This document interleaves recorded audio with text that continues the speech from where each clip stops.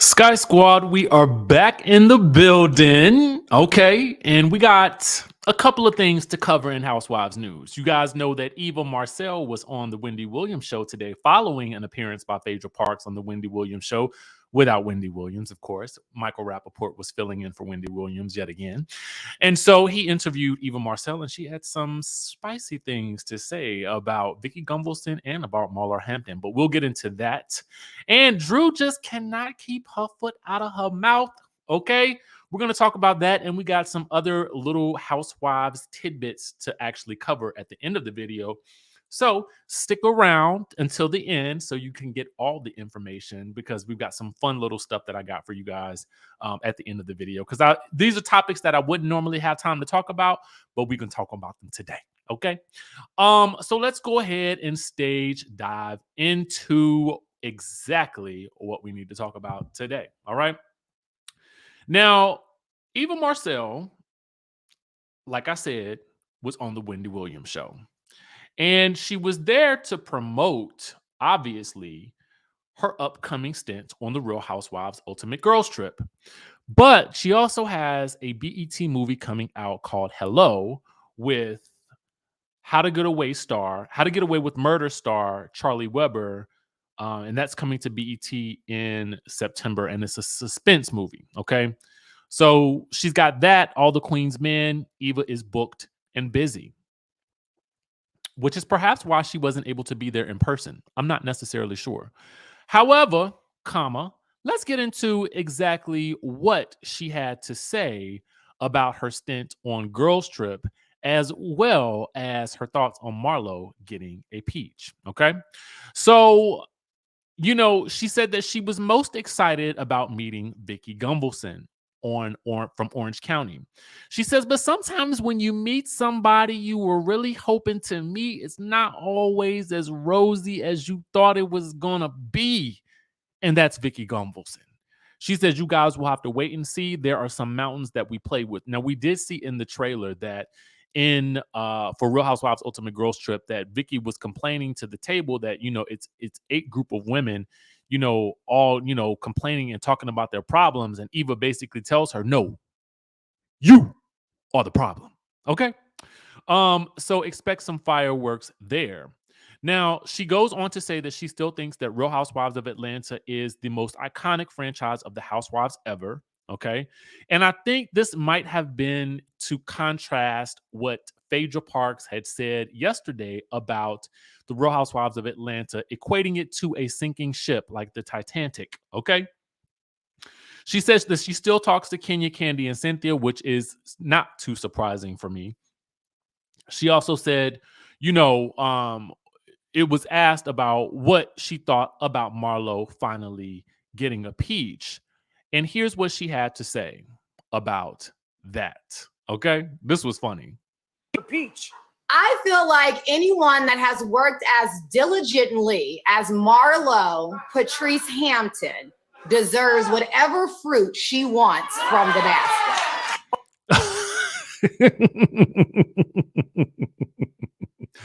And you just have to say, see, this is so hard, because when Eva was on the Housewives, when she was on the show, I felt like she didn't always give us that Eva that we knew was there deep down on the inside. And quite frankly, I don't think she really wants to be that type of person. I don't think she wants to be getting into it with people in general in her life, because I feel like she's really a sunflower. You know what I'm saying? She wants peace and happiness and love for everybody. So I never really thought that we really got the best of Eva, but then she was, expecting during a good portion of her time when she was on the show. So that probably made it a little bit difficult. Except for her iconic read of Marlo on that bus. And was it Barcelona? I think it was. Regardless, I can't remember where it was, which trip it was. It was somewhere overseas. Okay. Regardless, Eva, what I love about her is that she has a way with words. And at her best, she can be a silent assassin with the shade. See, that remark right there was so good and juicy. you don't even know if it was shade or not. Okay. You really don't. Because she goes on to say, congratulations, though, to Marlo. She looks amazing. She's a Monty now. And she wishes her well. And she hopes that this is all she thought that it was going to be, sis. Okay. You just gotta love it, because the best shade is the type of shade where it really shade that went over my head. I don't I don't feel red, but I might have been red. Somewhere in there was a read, but I just can't decipher it. That's next level shade right there. And that's what I need to see on my Housewives shows. Okay.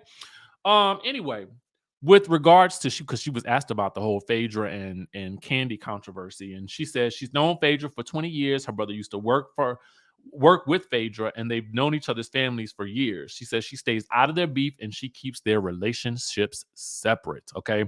So she managed to tap dance and punani pop around that answer like a pro. Okay. That's one of those times when you should be punani popping around the answer to the question. You know what I'm saying? Oh Lord, we got to talk about Drew Sidora. Drew. She just can't help but keep herself in the line of fire. Now, I totally forgot about this moment after watching Real Housewives of Atlanta on Sunday. And then, obviously we went live with the Jasmine brand, and then we did our recap for the show on our official recap on Monday. But I forgot the epic level of shade that she threw to Kenya Moore I don't even know that she realized she was doing it, but she did it. She probably did know. I don't really know. It's hard to tell with Drew. But anyway, when asked, if she thought that the comparisons that Kenya Moore made to Marc Daly and Ralph, were valid, and if she thought that they had similarities or if they faced similarities in their marriages, the way that Kenya felt like she saw the similarities in Ralph, she had this to say in response to what Kenya said about the comparison between her marriage to Marc and her marriage to Ralph. Take a listen to this.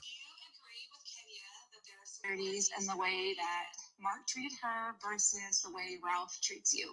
Oh gosh. Yeah, I did. I felt like Kenya was projecting in that moment. I really did. She says that she felt like she was projecting. Okay. So there's that. But it gets crazier because this is what she says next. And they're both from the East Coast, so I can say there's similarities, but I don't know what that has to do with anything. But then she said this. This is what she said. At the end of the day, my husband stayed, and so that is the difference.